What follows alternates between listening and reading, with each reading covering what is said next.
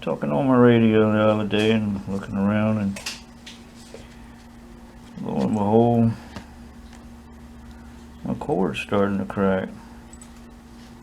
Don't know how old this thing is. It come from a silent key, so, but it is what it is. We're gonna change out the cord, upgrade maybe, see what we can do. But anyway, we'll be back. Well, there's my finished product. Took the cord off an old Staticam mic, trashed out mic. The inside's probably still good, but the outside of it's pretty crusty. Put it on there, and you know, ain't got to worry about that cracking, that's for sure. A little bit long, we'll route it around out the way, but hey, it'll be there for a little while.